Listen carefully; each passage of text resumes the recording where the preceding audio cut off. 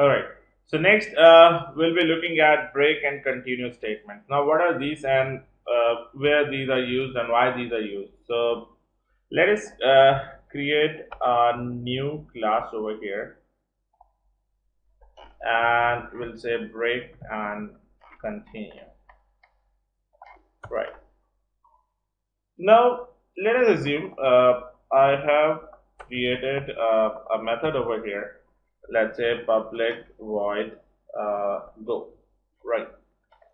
Within this, I'm gonna print something. Let's say I print first and I print last. Right. And I'll gonna write something called as break. I'm commenting it out for the time being. Right. And what I'll do, I give a call to this go method. So I'll create an object of this class equal to new, right, and I'll say b dot go. Right. Now when I run this, it will gonna execute first and last. Now what happens? What happens if I remove this comment from here? What it will gonna print? Will it gonna print first, or will it gonna print first and last both, or will it gonna print last? What it will gonna print? Again, just take 1 minute of your time and think before executing it, before removing the comment from here, what it will gonna print. Alright, time up. So let us remove this comment and let us see what it will gonna do. As soon as I remove it, I'll gonna get some compiler error. Now let us see why this error is there. Let us mouse over onto this, and it says that break cannot be used outside of a loop or a switch, because this is implemented for a loop or a switch statements only. We cannot use this break like this way inside a method. It has to be present inside some loop, right? So this example was just to tell that the scope of break is within the loop only, right? You cannot use break statements like this. Similarly, if I talk about another statement, that is continue, right? This thing also cannot be declared over here. Even if you mouse over onto this, it says that it cannot be used outside of a loop. It means when we were talking about break, we were getting things like loop or a switch, but in case of continue, we are only getting it inside a loop. So continue statement, the scope of continue statement is within the loop only, whereas break can be used with a loop or a switch, right? We're going to talk about what switch are, right? We'll be using switch and cases soon, right? But this is what the scope of break and continue. All right, so first let us look how this break statement works, right? So what I'm gonna do, I'll just comment it out for the time being, and I'll create a loop, right? We know that the break will gonna work with loop only. So what I'll do, I'll just write the same program, printing the numbers from 0 to 9, right? 10 numbers, and I'll go inside this loop and I'll write a condition if I is equal to 5. What it will do, it should break it, right? And then I'm gonna print the value of I. So what it means that if till the time this is not 5, it will gonna increment the value, it will gonna print this value. So what this thing will gonna print? What this will print? If I run this, it will gonna print 0 till 4, because as soon as it hits 5, if it is equal to 5, it will gonna break it from here and come outside, right? I can even remove this thing. Let us see if we remove this thing, what happens. As soon as I remove it, I got an error. Let me move my mouse over here. It says unreachable code, because nothing is no condition satisfied over here. What it is breaking, it was never executed, right? This loop was never executed, so it is actually saying that it is unreachable code. So we cannot write break like this. Break has to be present with some if or else condition. It has to be there with some condition only.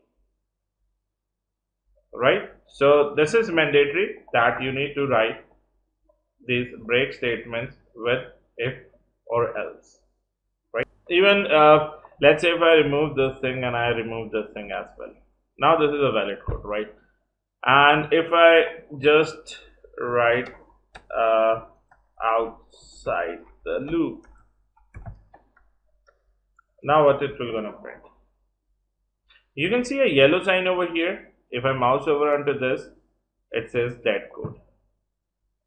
So this was never used, right? If you run it, it will not go inside this for loop. It will directly print outside the loop. Right, so there is no use of writing this statement like this, right? Because as soon as it enters over here, it didn't increment the value of I, and the purpose of for loop was not solved. So that is the reason it shows the dead code, right? So we will never gonna write it like this way. So this is the only reason this break actually works with a condition only. A condition, why condition only? Because break we also call it as like it controls our loop. As in, see, let's say if I have given a loop from 0 to 1000, right? Let's say we are reading Excel file, and we are actually looking for some matter. The matter could be at the line 20th, it could be at the line 100. So we don't want the loop should execute up till the end of the row. We want that as soon as that particular condition is met, it should break the loop and should come out of the loop. So we are giving a control on that particular loop with the help of this break statement.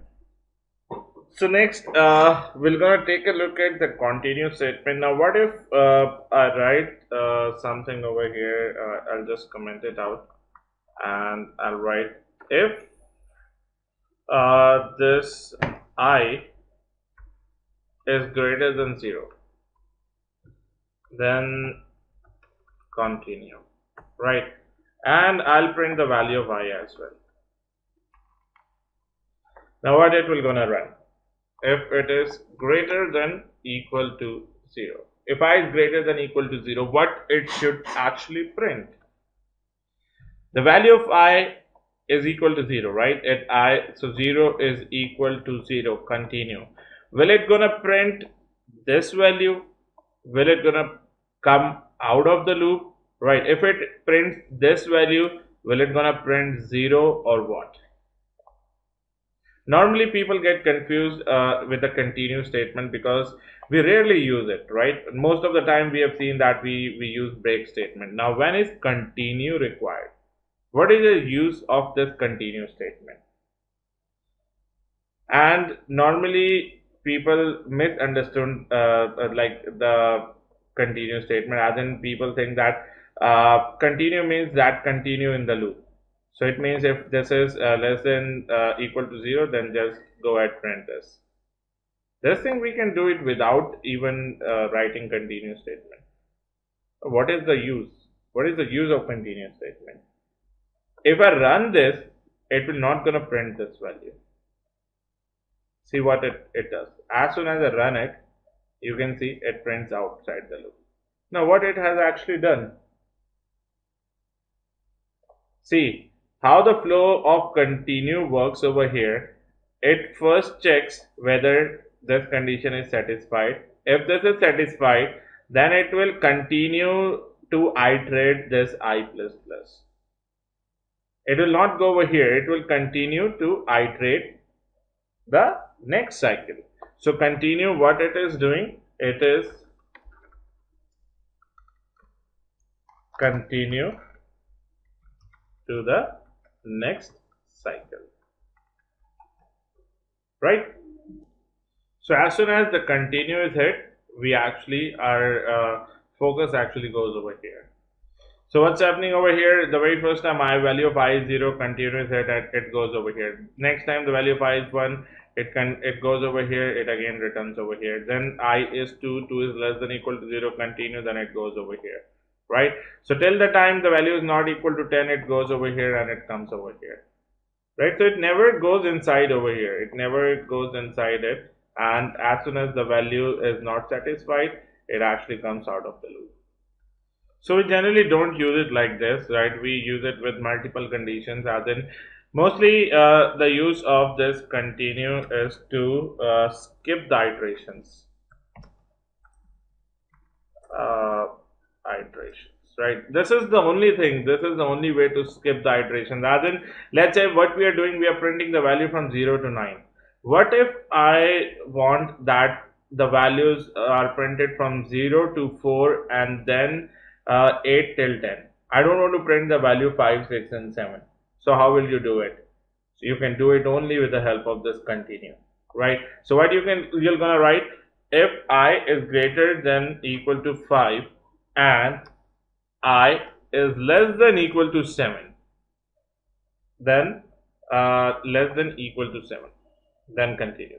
It means that the very first time the value of I will be 0. 0 is greater than equal to 5 or 0 is less than equal to 7, right?